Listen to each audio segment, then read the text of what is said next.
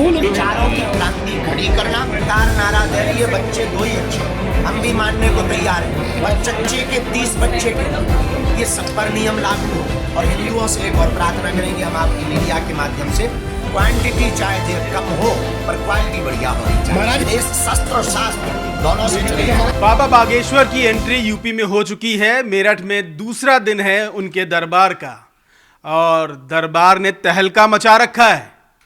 आज तो ऐलान कर दिया उन्होंने पदयात्रा करेंगे। नेता अलग अलग राज्यों से दिल्ली की पदयात्रा करते हैं कि दिल्ली तक पहुंच जाएं। बाबा ने कह दिया है वो दिल्ली से वृंदावन की यात्रा करेंगे, वो भी पदयात्रा। क्या नतीजा होगा इसका? क्या खलबली मचेगी सियासत से लेकर संतों के बीच तक? बहुत सारे मुद्दे हैं क्योंकि वृंदावन भी संतों का जमावड़ा लगता है। बहुत सारे संत हैं जिनके विवाद बागेश्वर बाबा से हो चुके हैं। तो इस पदयात्रा से क्या क्या संदेश निकलेंगे और क्या क्या सियासी समीकरण सध सकते हैं? दिल्ली की यात्रा ना करके दिल्ली से वृंदावन की यात्रा करें। मूल उद्देश्य हिंदुओं को जगाना, हिंदुत्व को एक करना, भेदभाव छुआछूत मुक्त समाज को संगठित करके विचारों की क्रांति खड़ी करना। ब्रज परिक्षेत्र में विक्रय होने वाले मांस मदिरा का विक्रय पूर्णतया प्रतिबंध हो। सरकार के साथ साथ लोगों के मन में यह संकल्प स्थापित हो। इस ध्येय को लेकर के हम यह दूसरी पदयात्रा अपने जीवन काल की भारत को हिंदू राष्ट्र बनाने के। हमारे साथ हमारी पूरी टीम मौजूद है। पशुपति सर हैं, शैलेंद्र जी हैं और शालू हैं। शुरुआत करते हैं पशुपति सर से। सर, पदयात्रा निकालेंगे, आडवाणी जी ने निकाली, फिर राहुल जी ने यात्रा कर ली, अब बाबा बागेश्वर पद यात्रा करेंगे। इस तरह की पदयात्रा सुनी है आपने इसके पहले? देखिए, दिल्ली से वृंदावन की पदयात्रा जो है वो तो सब लोग करना चाह रहे हैं, बीजेपी में जितने लोग हैं, क्योंकि ये केवल मथुरा नहीं कहा, वृंदावन कह के जो अगला मुद्दा है कृष्ण जन्मभूमि का मुद्दा, बात वहाँ ले जानी है, बात वहाँ पहुँचनी है। अयोध्या के बाद सबसे बड़ा मुद्दा जो भी बनना है वो मथुरा में बनना है, कृष्ण जन्मभूमि का बनना है।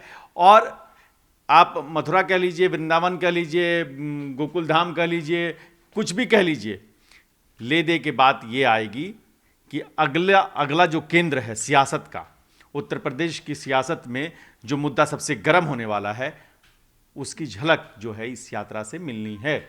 और ये जब मुद्दा यात्रा होगी, जब मुद्दा बनेगा, तो आप देखिएगा कि कलर कहाँ जाता है। मतलब आप कह रहे हैं काशी मथुरा वाला एंगल जो है वही साधने के लिए बाबा बागेश्वर की यूपी में एंट्री हुई है। मेरठ से उन्होंने उसकी हुंकार भी भर दी। खैर वो तो अपनी जगह पे, मथुरा तो मुद्दा है ही, लेकिन खैर आरएसएस और बीजेपी ने इससे किनारा कर लिया है। खाली योगी जी कहते रहते हैं, अभी बोला उन्होंने हाल ही में फिर कि जितने मंदिर जहाँ जहाँ होंगे सबको खोद के निकालेंगे, सबको खोजेंगे। हरिहर नाथ मंदिर खोज ही लिया संभल में, अब बागेश्वर बाबा और योगी जी एक साथ आ जाएंगे तो कितने मंदिर और कितने सनातन वाले काम हो जाएंगे। वो साथ तो आएंगे तो काम होंगे, ज़रूर होंगे, लेकिन ये वृंदावन जो यात्रा है इसमें एक और एंगल मुझे जो नज़र आ रहा है, इसका एक और पक्ष है।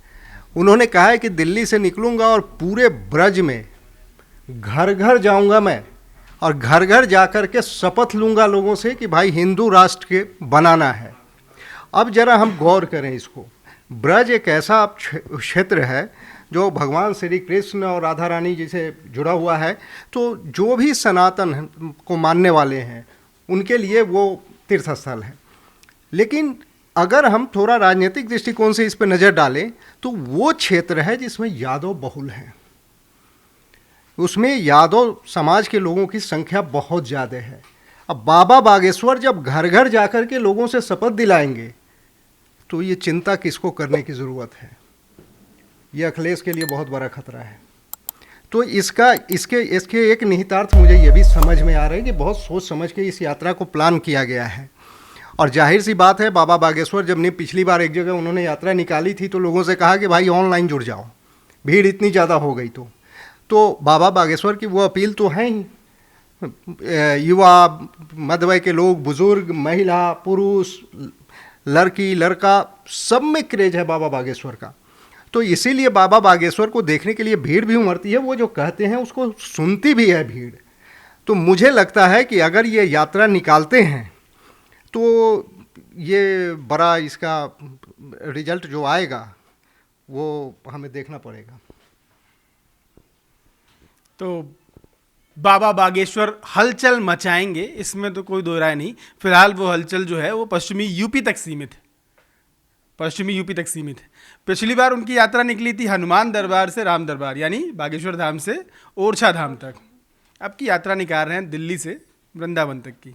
पहले हनुमान जी को राम से मिलाया, अब की दिल्ली को किससे मिला रहे हैं? दिल्ली को कृष्ण से मिला रहे हैं। जो और आपने जैसा कहा कि सड़क से संतों तक बात जाएगी, मुझे लगता है संसद तक भी बात जाएगी, क्योंकि संसद तक इसलिए क्योंकि इस पे राजनीति तो होनी ही तय है।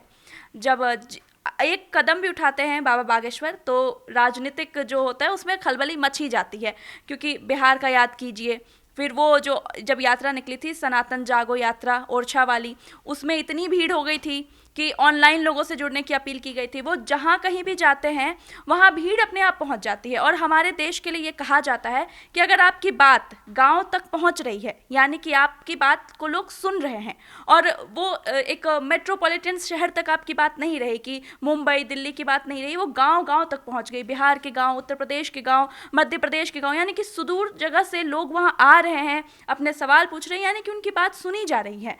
तो राजनीति तो होनी तय है, क्योंकि अगर गांव तक उनकी बात पहुंच रही है, यानी कि सनातन का जो अलख जगाने का काम बाबा बागेश्वर कर रहे हैं वो कहीं ना कहीं सफल होते नजर आ रहे हैं, क्योंकि इस तरह से लोग वहां पे पहुंच रहे हैं अभी। हाँ, बहुत ये मतलब असर बहुत दूरगामी है। एक सवाल मेरे मन में आ रहा है, बाबा बागेश्वर को 2 दिन हो गया यूपी में आए हुए, और अभी तक जैसे बिहार में तो तेजस्वी ने लाठी उठा ली थी और बाकी दलों ने एकदम दे दनादन अपना प्रहार पे प्रहार कर रहे थे। यूपी में कोई बोल नहीं पा रहा अभी तक, कोई बयान बाबा बागेश्वर के खिलाफ मुखर बयान या उनके बयानों पर प्रतिक्रिया, कोई मुखर प्रतिक्रिया अभी तक आई नहीं है। ये क्या पॉलिटिक्स का हिस्सा है? वो जो बाबा ने कहा है कि कायदे में रहोगे तो फायदे में रहोगे, तो ये कायदा सीख लिया विपक्षी पार्टियों ने कि वो कायदे में रहेंगे, और वो जो वक्त है कि अगर आप बयान देंगे तो आपका नुकसान है। आपको अगर बाबा बागेश्वर को काउंटर करना है तो उसके लिए अलग रणनीति बनानी पड़ेगी। अखिलेश जो बात शैलेंद्र जी ने कही कि ये जो यात्राओं का सिलसिला जब शुरू होगा तो अभी आप देखिएगा समाजवादी पार्टी की भी एक यात्रा का प्लान बनना शुरू हो चुका है, और उसको लेकर भी बहुत जल्दी एक रोड मैप आएगा। तो ये जो सियासत अभी जो यूपी में बीजेपी कर रही है, बीजेपी की हमेशा ये तैयारी होती है कि कोई एक चुनाव खत्म नहीं होता है, वो अगले चुनाव की तैयारी में जुट जाती है। और यही रणनीति जो है, विपक्ष जहां मात खाता है वहां पर अगर अब भी नहीं चेत रहा है विपक्ष, अगर अब भी काउंटर रणनीति नहीं बनाएगा, तो ये जो पूरा जो शैलेंद्र जी कह रहे हैं कि सारे समीकरण तोड़ के एक हिंदुत्व का अगर मुद्दा हावी हो जाता है तो बीजेपी का काम यहाँ से बन जाता है। तो ये जो यात्राओं, सिर्फ ये एक यात्रा नहीं है, अब यात्राओं की श्रृंखला शुरू होगी। एक यात्रा बिहार में भी चल रही है कांग्रेस, हाँ नहीं, प्रशांत किशोर की भी चल रही है, प्रशांत किशोर की चल रही है, एक कन्हैया जी की चल रही है। तो ये जो यात्राएं हैं ना, तो इस तरह की राजनीतिक यात्राओं के लिए आपको अब तैयार रहना चाहिए, और अब अंदर आप सूत्रों से पता लगाइए कहाँ कहाँ कौन कौन सी यात्राएं चल रही हैं। अच्छा नहीं, यात्राएं तो हमने बहुत देखी, लेकिन किसी संत की यात्रा इस तरह की जिसके राजनीतिक मायने भी निकलते हो, अभी तक शायद ही बहुत कम देखने या सुनने में मिली है। क्यों? हाल के दिनों में तो ऐसा नहीं देखने को मिला है, लेकिन बाबा बागेश्वर तो अच्छा देखिए, ये खुल के कह रहे हैं कि मैं किसी पार्टी का वर्कर नहीं हूँ, मैं किसी पार्टी के लिए काम नहीं कर रहा हूँ। ये अलग बात है कि मैं सनातन का मुद्दा उठा रहा हूँ और इसका किसी को फ़ायदा मिल जाता है तो मैं क्या करूँ। इनके कहने का मतलब, इन्होंने कहा नहीं, कहने का मतलब ये है। अब ये जब मेरठ पहुँचते हैं तो पहुँचने ही के साथ ही हिंदू राष्ट्र का उद्घोष कर देते हैं। ये कहते हैं कि हमें हिंदू राष्ट्र बनाना है। अब ये पॉलिटिकल एजेंडा किसका है, ये देखने वाली बात होगी। दूसरी बात कि उन्होंने एक और मैसेजिंग की, उन्होंने कहा कि हम मुसलमानों से नफ़रत नहीं करते हैं, मुसलमानों ने स्वतंत्रता के आंदोलन में भी बढ़ चढ़ के भाग लिया, उनका योगदान है, लेकिन फिर उन्होंने कहा कि कायदे में रहोगे तो फ़ायदे में रहोगे। उन्होंने नाम नहीं लिया लेकिन इशारा किया अकबरुद्दीन ओवैसी के उस बयान का जिसमें उन्होंने कहा था कि 15 मिनट के लिए पुलिस हटा लो। इन्होंने कहा कि एक कोई कहता है कि 15 मिनट का समय दे दूं, तो उनको मैसेज मैं ये देता हूं कि भाई ये देश संविधान से चलेगा और ये देश हनुमान से भी चलेगा। तो मैसेज बहुत क्लियर कट है इसमें, ठीक है। वो किसी पार्टी का नाम नहीं ले रहे हैं, कह रहे हैं कि मैं तो सनातनी हूँ, मैं संत हूँ, मेरा काम है सनातन को आगे बढ़ाना, मैं वही काम कर रहा हूँ। लेकिन जो वो काम कर रहे हैं उसका सीधा फायदा बीजेपी को मिलता दिखता है। एक चीज और अभी भास्कर आपके पास मैं लौटूंगा, एक चीज और बता दूं दर्शकों को कि जो भास्कर कह रहे थे कि अभी कायदे से विरोध भी अब कायदे से होगा। मथुरा में जिस कार्यक्रम से बाबा बागेश्वर निकले वहां पर हुक्का पार्टी और शराब को लेकर एक विवाद शुरू हो गया है। हाँ, उनके निकलने के बाद उस जगह हाँ, तो ये जो आप ये मत समझिए कि चीज़ें एकदम अलूफ चलेंगी और सिर्फ एक तरफा चलेंगी, लेकिन वही है कि तौल के चलेंगी, धीरे धीरे चीज़ें आएंगी। और बाबा बागेश्वर और उनके जो आयोजक हैं उनको बहुत सतर्क रहने की ज़रूरत है, क्योंकि जब आप जहाँ जा रहे हैं वहाँ आपके जाने और आने दोनों के पहले का की जो तस्वीरें हैं वो बाबा बागेश्वर के साथ चस्पा होंगी और छवि जैसे बनती है वैसे गिरती है। तो ये जो छवि बनना और गिरना है, इसके लिए भी बाबा बागेश्वर को बहुत सतर्क रहना है, क्योंकि आप देखेंगे, आप ये जो मथुरा और हाथरस का बेल्ट है, इसी बेल्ट में वो आपने भगदड़ मची थी, नहीं भोले बाबा के पंडाल में भगदड़ मच गई थी। तो मथुरा की यात्रा जो करेंगे, वृंदावन की यात्रा, जो भीड़ वाला एंगल शैलेंद्र जी भी बता रहे थे, और अब मेरठ में भी आज 2 दिन हुए ना, आप 5 राज्यों से लोग लगातार पहुंच रहे हैं। तो ये तीसरे, चौथे, 5वें दिन में कथा क्या शक्ल लेती है और क्या फिर बाबा को अपील करनी पड़ती है या कथा रोकनी पड़ती है, तो इस पर भी नज़र रखनी होगी। बहुत ज़रूरी साजिश वाला बात मैं ये अपडेट देना चाहता हूँ। भोले बाबा की जो घटना हुई थी उससे प्रशासन ने इस बार सबक सीखा और इस बार तैयारी बड़े व्यापक स्तर पे की गई है मेरठ में। इसको फुल प्रूफ बनाने की पूरी कोशिश की जा रही है कि यहाँ भगदड़ की गुंजाइश न हो, यहाँ भीड़ अचानक से न बढ़े, या फिर कोई ऐसी आपात स्थिति आए तो उसको हम कंट्रोल कैसे कर सके। कई जिलों से पुलिस को बुलाया गया है, वहाँ सिक्योरिटी फोर्सेस कई जिलों से बुला के वहाँ डिप्लॉय किया गया है। सिक्योरिटी के लिए करीब 150 CCTV लगाए गए हैं उसमें, और भी वो तमाम व्यवस्था की गई है। अगर कभी ज़रूरत पड़ी तो कहाँ से निकलेंगे, कैसे किधर से लोगों को इन कराएंगे, ये सब पूरी व्यवस्था की गई है। उससे प्रशासन ने सबक लिया है और अतिरिक्त सतर्कता बरती जा रही है। महिलाएं और बच्चे भगदड़ और इस तरह के मामले में ज़्यादा सतर्क रहने की बिल्कुल, ये तो एक तरह से कहा ही जाता है कि जहाँ भीड़ हो वहाँ महिलाएं और बच्चे कम जाएं तो ही बेहतर होगा।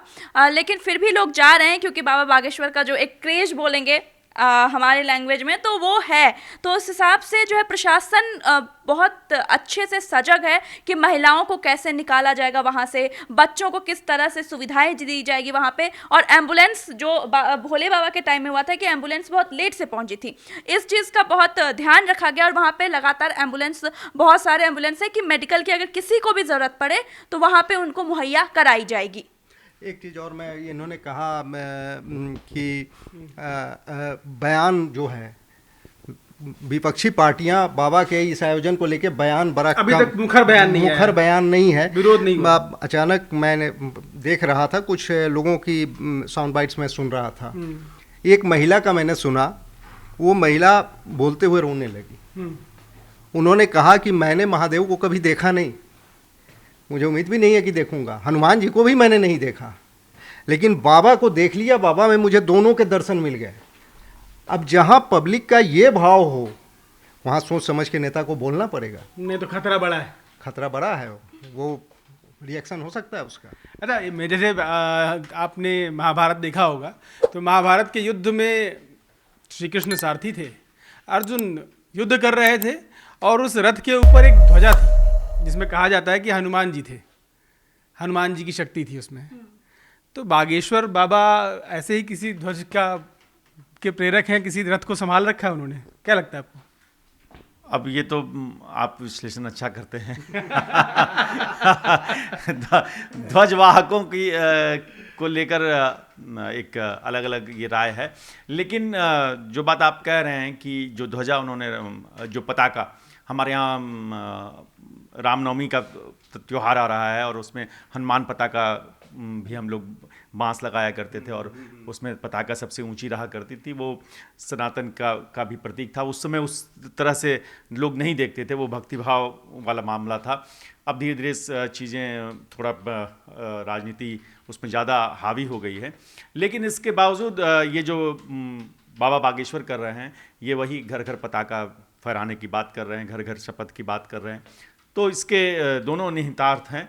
एक तो आप अगर धर्म के हिसाब से देखें तो एक इसका अलग मतलब हो जाता है, लेकिन जब इसमें राजनीतिक पक्ष जुड़ जाता है, जैसा कि शैलेंद्र जी कह रहे हैं कि अगले 3 दिन में किसी भी वक्त योगी जी आ सकते हैं, तो फिर इसका मतलब आप जब चुनावी महाभारत में इस रथ पे बहुत सारी चीज़ें तय होंगी। मतलब सनातन के शंखनाद में बहुत कुछ होना है, बहुत कुछ हो रहा है और ये सबको समझ में आ रहा है। बाबा बागेश्वर के बयान इसीलिए चर्चाओं में रहते हैं, इसीलिए शायद यूपी में उनके बयानों पर प्रतिक्रिया देने से विपक्षी बच रहे हैं। और अगले 3 दिन में क्या क्या करने वाले हैं बाबा बागेश्वर, हर एक जानकारी आप तक पहुंचाएंगे। और वो जो कर रहे हैं वो आपको अच्छा लग रहा है या नहीं, ये राय भी अपनी हमें कमेंट करके ज़रूर भेजिए। न्यूज़ कोरिडोर्स आप हमें यूट्यूब पर, इंस्टाग्राम पर, एक्स पर और फेसबुक पर फॉलो कर सकते हैं।